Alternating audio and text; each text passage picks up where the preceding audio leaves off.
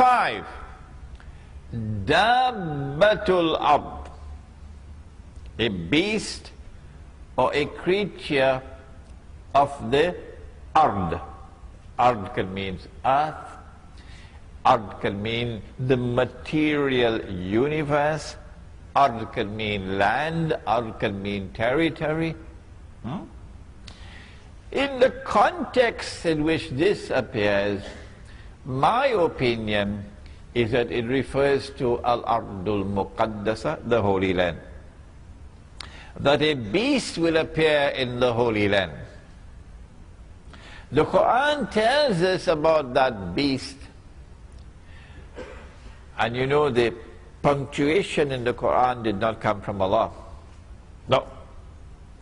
The Prophet ﷺ would recite the ayah, and the scribes would write it down.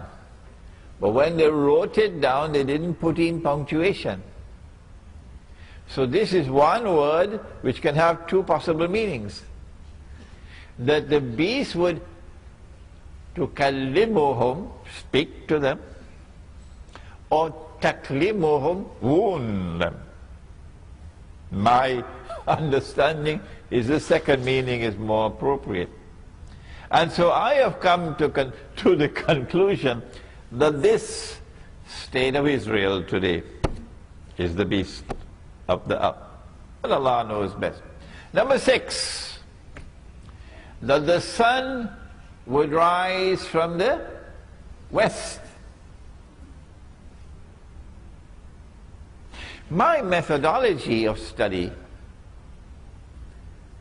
is that the Quran is the only supreme authentic authority in Islam. And no hadith has absolute authenticity.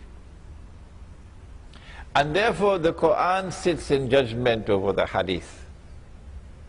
Hadith cannot change the Quran. No. The Quran tells us that the sun rises from the east. I believe it does in KL, does it? From the east? Right, good. And the sun sets in the west. The Quran tells us that.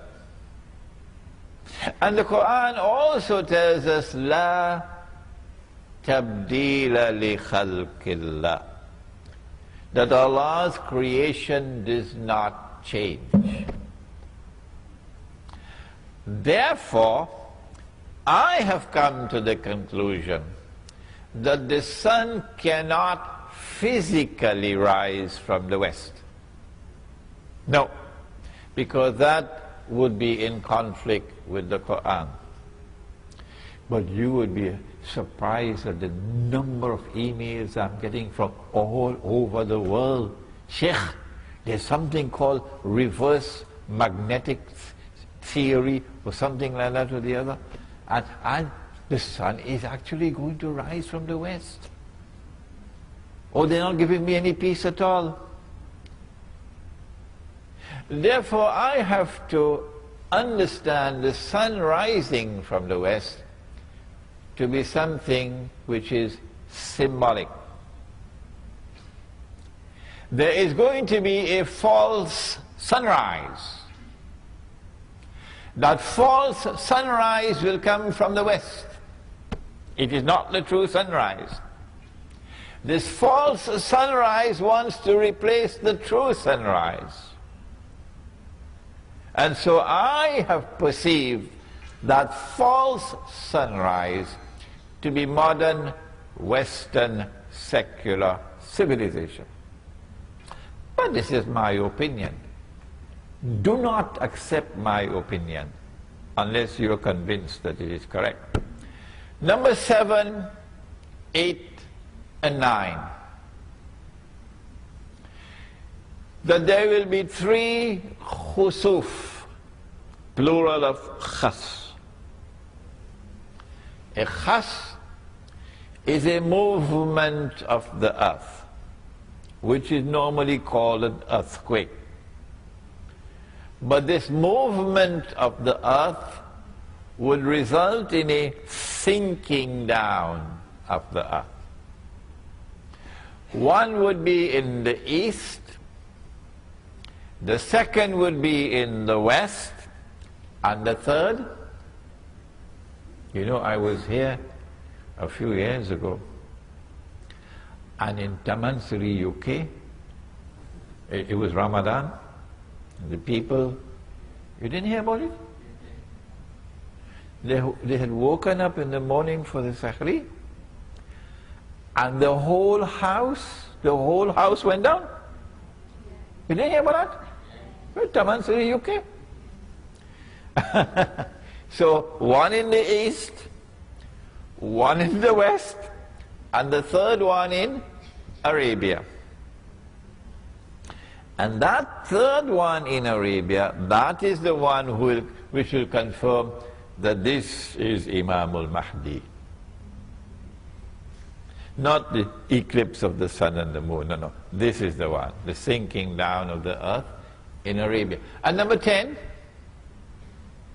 that a fire will come out of Yemen. I don't understand this to be a literal fire. I understand this to be a revolutionary fire. You remember 1990? Some of you may have been born already, 1990. Huh? When Saddam Hussein sent his troops into Kuwait, and took over Kuwait, remember? Oh my, you should have seen the Malay people, they were all celebrating. Yes, the Malay were very happy, and all the Malay were supporting Saddam. In Singapore as well, giving headache to the Singapore government, because they detested Kuwait. They detested Kuwait.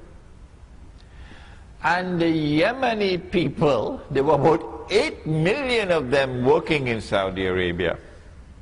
And the Yemeni people all applauded and they supported Saddam Hussein.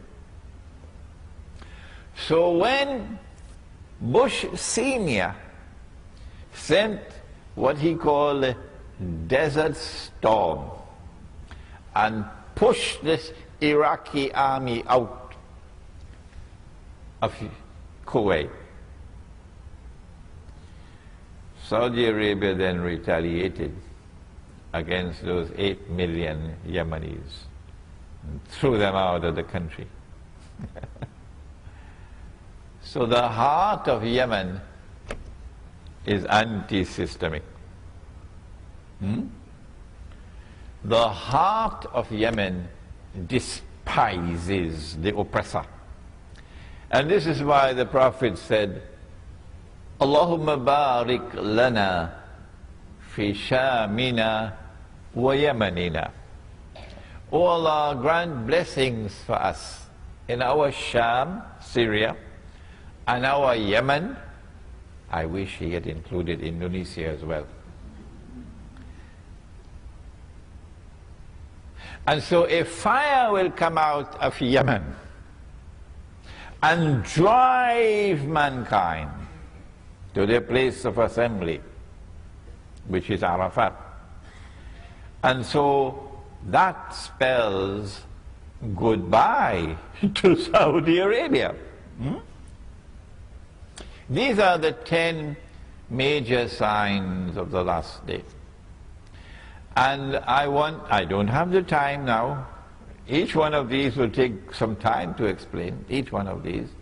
I'm writing a book on Dajjal now, and I hope I can complete that book while I'm here in Malaysia. I've already written this book on Gog and Magog. It's the only book in the market in the modern age, the only one. But you should now, because of today's lecture, and because you have been to KLCC, don't tell me you've not been to KLCC, and you've seen the tall buildings. Today's lecture is a wake-up call that you must study the subject of signs of the last day, and that you have to concentrate your study on the major signs, the 10 major signs. This book is entitled Signs of the Last Day in the Modern Age.